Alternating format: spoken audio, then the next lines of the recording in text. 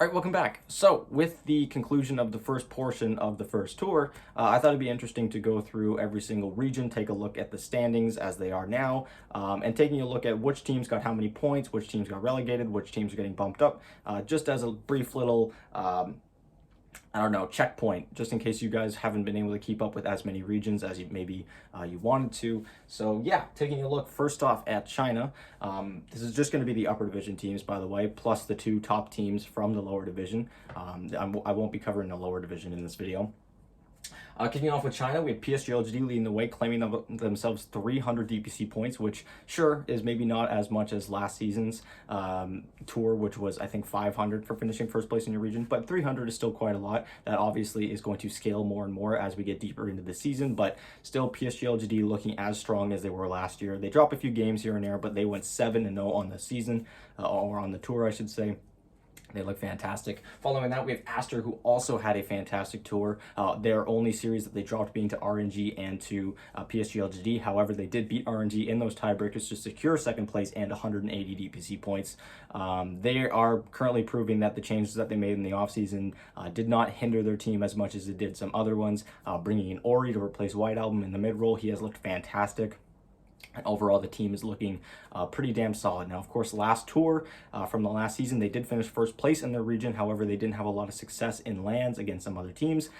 Maybe it's lucky for them that they don't have to worry about that for this first tour because there is no major, but we'll see how it goes. They've looked very, very impressive to this point.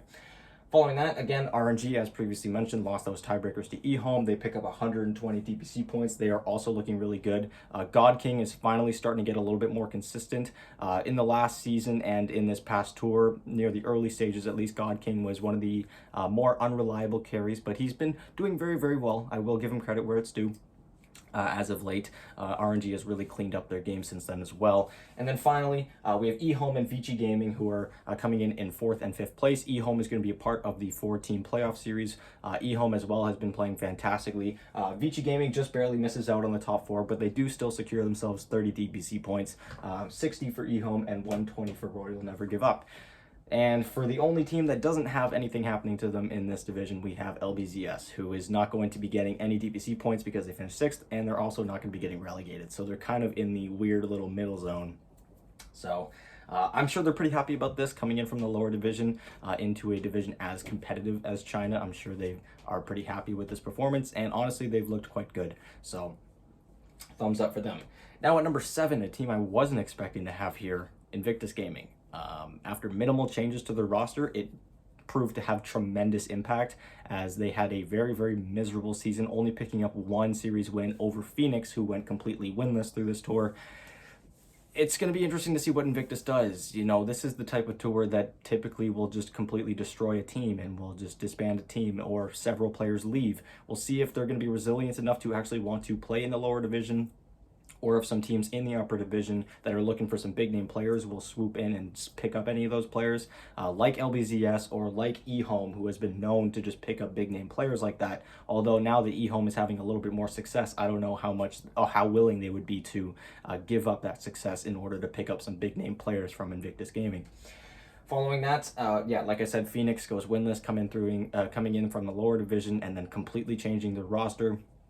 It's no surprise that Phoenix struggled a little bit here.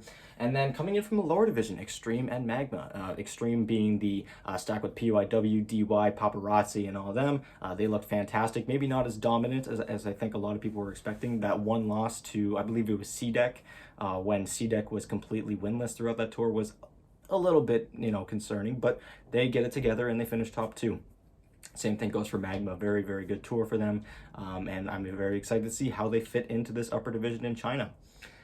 All right, now moving on to Southeast Asia, one of the most hectic regions. And I know heading into this tour, we knew that these teams were very close together. I don't think maybe we saw them as maybe 2 opposite ends, but they were still close together. For example, the top 4 in Southeast Asia are very, very closely knit. And then the bottom 4 as well proved to be very, very close to one another.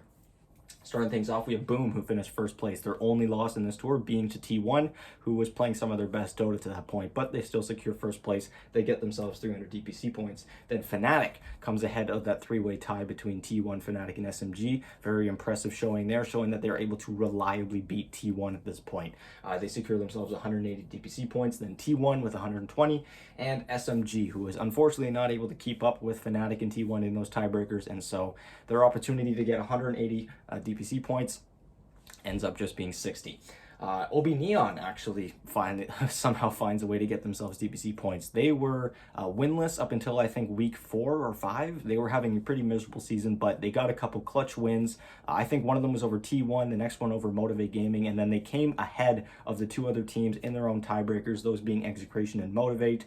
Motivate having a pretty unfortunate way to exit the tournament.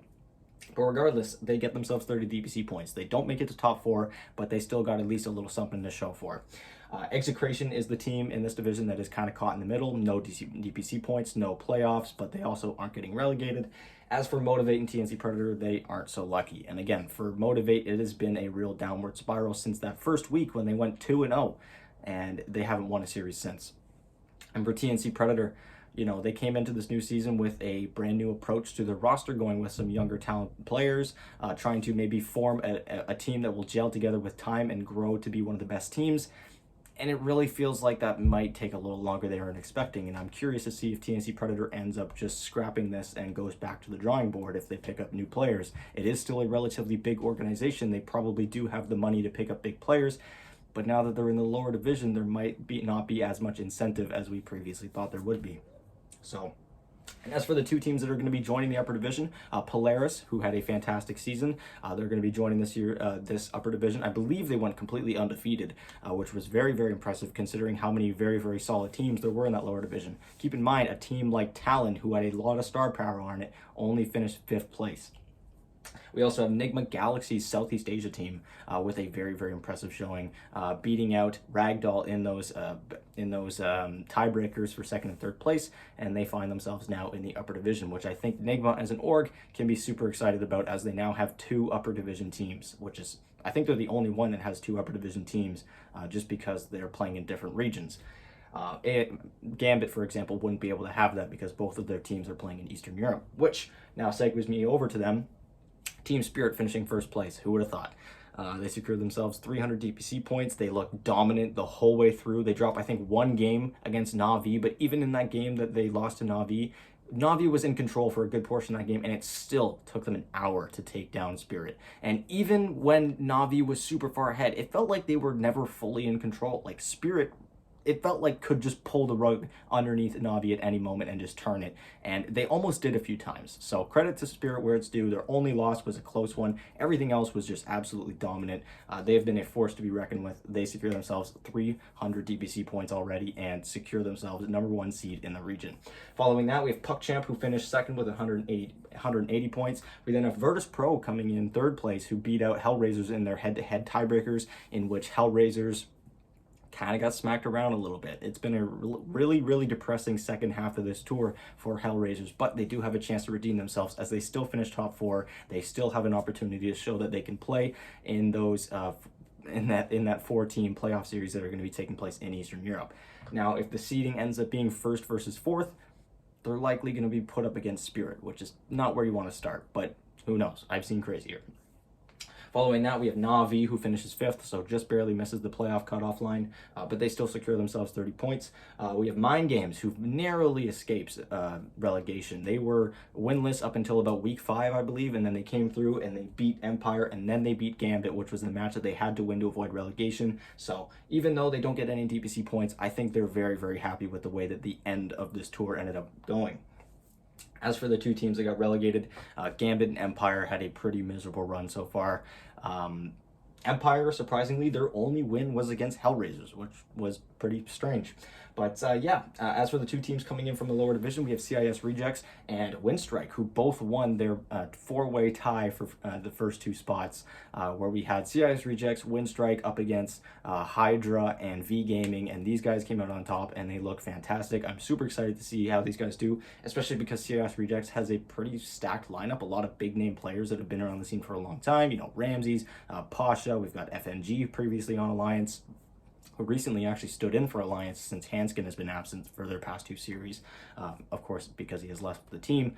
But yeah, Eastern Europe, very excited with how things are going. Mind Games, if this is the start of a big turnaround in their roster, I'm super excited. I hope they stay together because, again, the end of their tour was pretty impressive considering how rough their first 5 series were, and we'll see how it goes from there.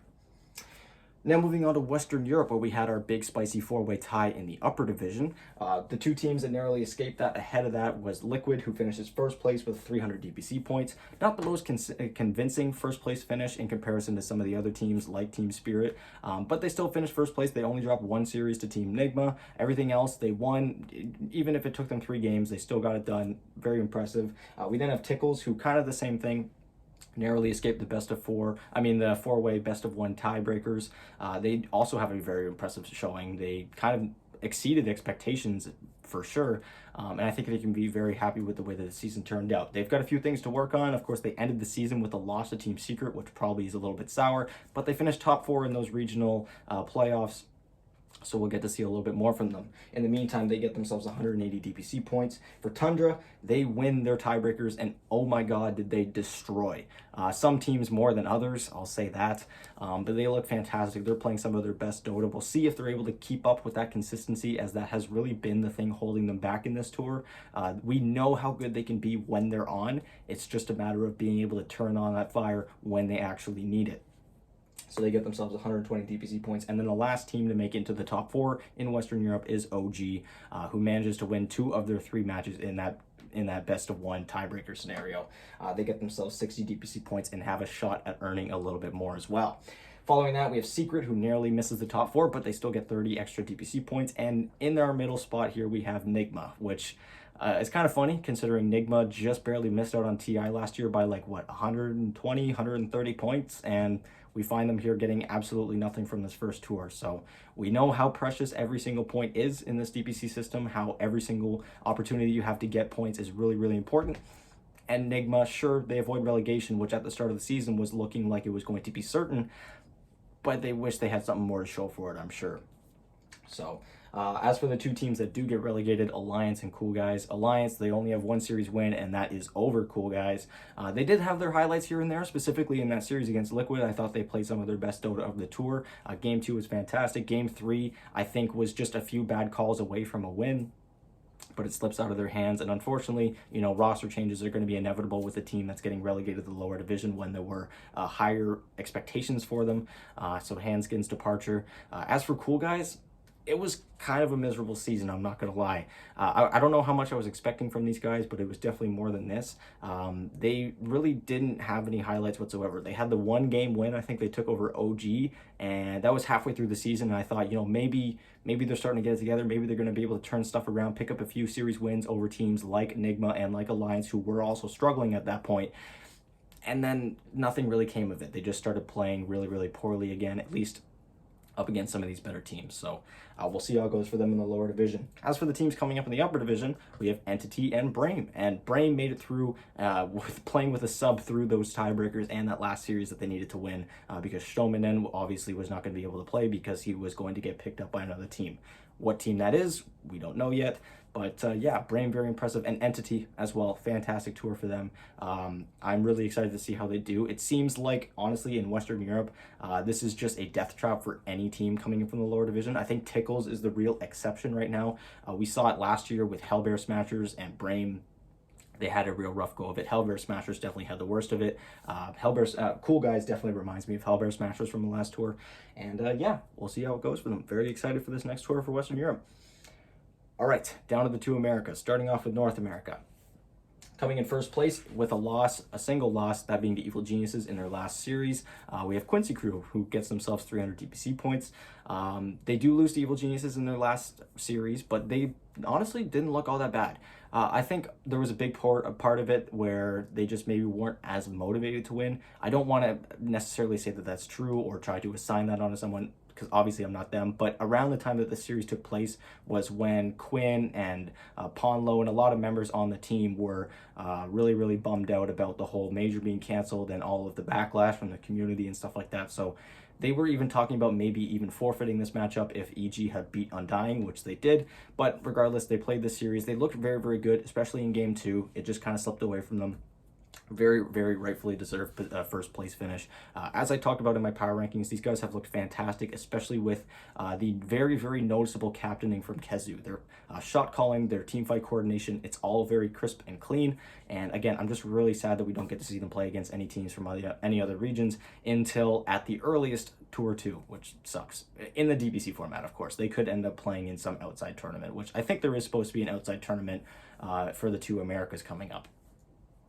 In second place, we have Undying, who beats out Evil Geniuses in their tiebreakers. They secure themselves 60 additional DPC points on top of what EG got, which was 120, who finished third place. We then have 4 Zoomers fitting very comfortably into the 4th place. It seems like every time I talk about 4 Zoomers, they're always number 4.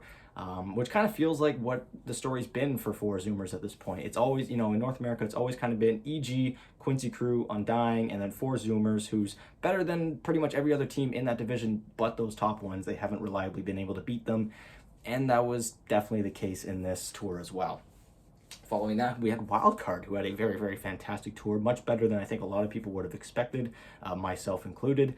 They start off with a really, really rough loss to Undying, and I thought, man, this is probably going to be a really rough tour for them, but to their credit, they turned it around. They won 4 of their next 5 series. They had a little bit of a slump trying to beat 4 Zoomers at the end of the tour. They played against them in the DPC as their last series. They also played against them as tiebreakers, and they just couldn't beat them. So I think these guys have a lot of potential, but unfortunately, they don't make it to the top 4. For the team that makes it into that weird little middle spot, we have Simply Two-Based, who narrowly escapes relegation. They had a fantastic series up against Black and Yellow, in which the loser was going to be getting relegated. They win that one in rather dominant fashion as well. I think this roster is kind of coming together. As for the rest of the 2 teams that get relegated, we have Arkosh and Black and Yellow. Oh man, these guys, they had a rough tour, to say the least. I don't, Black and Yellow, I talked about it in my power rankings, not the one that I made yesterday, but the one I made a few weeks ago, how Black and Yellow was like one of the hardest teams to rate, because in one series, they'll beat Evil Geniuses, and then in the next one, they'll lose to Arkosh, and then in the next one, they'll take a game off of Quincy Crew, and then the next one, they'll get stomped by Simply Two-Based. It's so unpredictable. I don't know what to say about them. They are getting relegated. Maybe they'll find that consistency that they've really been lacking in the lower division. But until then, we don't know. And as for Arkosh, I don't know if we're going to see more roster changes for them, but it definitely felt like this roster did not gel together as well as the first one. And with their mid laner from Arkosh's previous season now also getting relegated, maybe he joins the team back once again. We'll see. Coming in from the lower division, though, we have The Cut, who went completely undefeated in that lower division. They looked fantastic. They very, very obviously looked a cut above pretty much every single team in this division. And we have Dogchamp, who won their tiebreaker matchup against KBU.US. They've looked quite good as well. Definitely not as dominant as The Cut, but they've made their case as why they deserve to be in the upper division. And so we'll have to see how it goes for them. And finally, South America. Again, sorry if you always have to wait for these, but kicking things off in first place, Thunder Predator. I've said it once, I've said it 1,000 times this tour. They have looked fantastic. They've looked clean. Their drafts, their strategies, everything has been executed very, very well. They lose very minimal games. Every now and then they'll lose an odd one, like that one against No Ping recently, but they snap back into form and they make sure that they win the series. And yeah, they've really looked like the team to beat in South America. And again, another case of why I'm really bummed out that we're not going to be able to see these teams play at an international level until Tour 2 at the earliest, which really sucks. Following that, and finishing in second place, a little bit more surprising than I think a lot of people would have expected, Infamous. They have a real standout back half of the tour. They started off with a pretty okay schedule, although they did also start off by playing against Thunder Predator. I think they were their second series. And since then, they've looked fantastic. They took down Beast Coast. They took down a lot of the other better teams in the division, and they looked really solid. They get themselves 180 DPC points, which is a lot. We'll see if they're able to do anything more with that as the season progresses, if they're able to find any success in the 4-team playoff series. Coming in third place, a little bit lower than we would have expected, we have Beast Coast, but they still secure themselves 120 DPC points. Still quite good for them. And then the last team making the top 4, we have Apu King of Kings, who also had a pretty okay season. I wouldn't say it was fantastic. They do lose that tiebreaker match to Beast Coast and end up finishing 4th place. So they lose out on those additional 60 DPC points and the seeding for the playoffs. But all in all, I thought they played quite well, and I'm excited to see what they're able to do in the future. As for the team that just barely didn't make it, we have Lava, who secures themselves 30 DPC points. And for the team caught in the middle, Hokori, who, similar to a lot of these other teams sitting in this weird spot, narrowly escapes relegation. They had a tiebreaker matchup against Noping in which they won. So that's 1, 2, 3, 4 teams that were in tiebreaker matches or a deciding matchup as their last match of the tour that would have decided whether or not they would have been relegated. And I think that's pretty fantastic. That was really exciting. As for the 2 teams that don't quite make it, we have No Ping and SG Esports. SG Esports went completely winless through the whole tour up until their last match against Beast Coast, and suddenly they looked really good. In the second game, they did lose to Beast Coast. That was the Whisper Show. I don't really know what else to say. He was playing fantastic. I believe he was playing Timbersaw in that matchup. But yeah, it was a pretty miserable season for SG Esports all in all. And as for the teams coming in from the lower division, we have the undefeated, I believe they were undefeated, Infinity. They've looked fantastic. Parker playing very well. We'll see if that carries on to the next patch, as a lot of people in the region know him as a one-hero spammer, that being Templar from what I can tell. And he does look very, very good in that hero. We'll see if teams continue to give it to him or if the hero stays in meta for the next patch. I have a feeling this next patch is going to really shake things up, as we've been kind of playing the same style of Dota for quite a long time now. And Balrogs coming in from the lower division, I thought was pretty damn good. I'm a little bit sad that G-Pride didn't make it. I was a real fan of G-Pride. I was really cheering them on, and I don't really know why. I think it's because I really like their carry player, but I didn't really go into the tour really cheering for them. I just kind of fell in love with the way that they played the game. So sad to see that they didn't quite make it, but yeah, we'll see if they come back in the lower division for the next tour. And yeah, that does it. Thank you guys so much for watching. Let me know what you guys think in the comments down below as always. Again, reviews are going to be coming up through the next few days. Those do take a little bit of time to make, so I'm going to be trying to put those out one review per day starting tomorrow. And yeah, thank you guys so much for watching. I'll talk to you guys tomorrow.